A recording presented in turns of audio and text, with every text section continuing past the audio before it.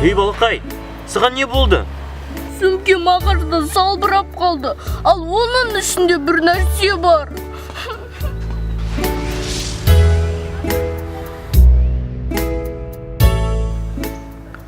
Қандай нәрсе? Маңызды, осымен барлығы бітетін болды. Сонымен ішінде не, ақша ма? Жоқ, одан да маңызды.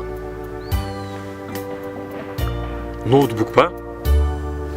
Жоқ, одан да қымбат. Маңызды, қымбат?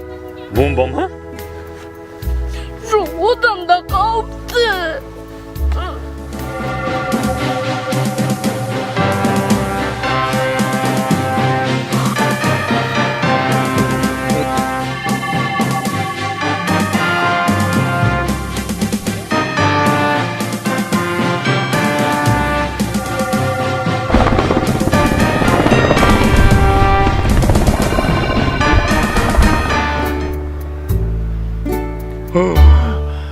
Әйтеуір бәрі аяқталды. Ұста сөмкеңді.